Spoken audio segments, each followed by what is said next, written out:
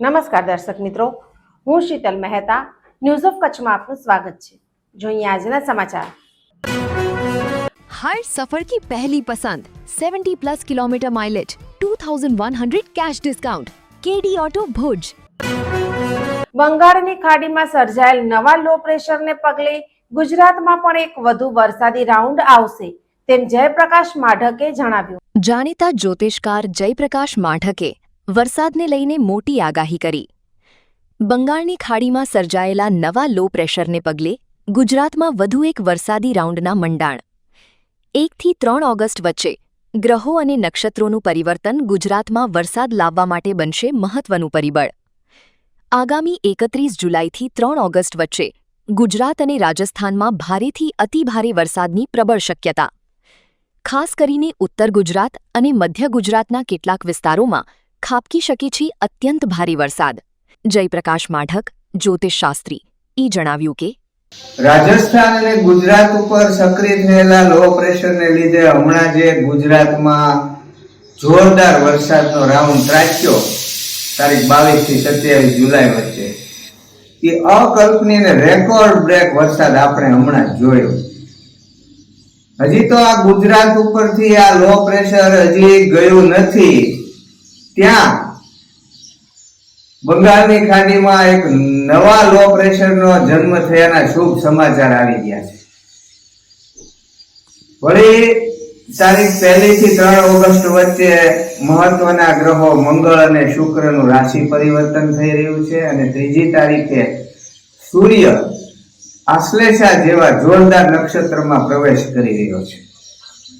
આ ગ્રહોનું અને નક્ષત્રનું જે પરિવર્તન છે એ પણ વરસાદ લાવવા માટે મહત્વનું બની શકે છે।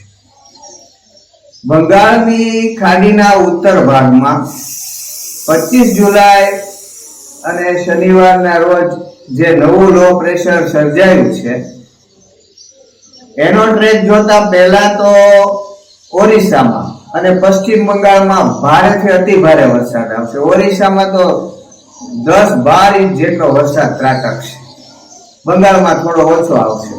તે પછી છત્તીસગઢમાં પૂર આવશે અને ઝારખંડમાં પણ ભારે વરસાદ આવશે અને ત્યારબાદ 31 થી 3 ઓગસ્ટની વચ્ચે રાજસ્થાન અને ગુજરાતમાં ભારેથી અતિ ભારે વરસાદ, તો ક્યાંક એક્સ્ટ્રીમલી હેવી રેન થવાની શક્યતા છે।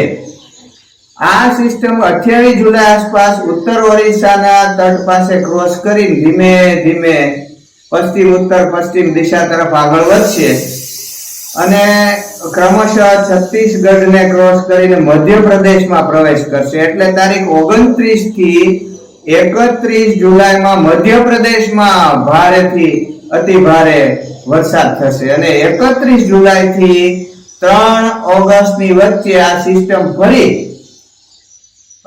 ગુજરાત અને રાજસ્થાન ઉપર પહોંચી શકે છે, દક્ષિણ રાજસ્થાન ઉપર પહોંચશે।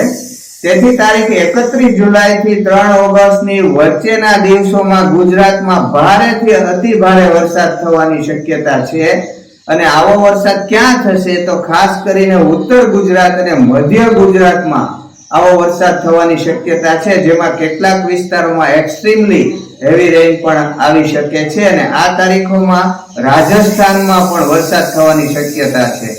જો આ સિસ્ટમના ટ્રેકમાં કોઈ ફેરફાર નહીં થાય તો હજી તો આ રાઉન્ડ પૂરો થયો નથી, ત્યાં ગુજરાતમાં ફરી પાછો વરસાદનો નવો રાઉન્ડ આવે એવી શક્યતા ઊભી થઈ છે।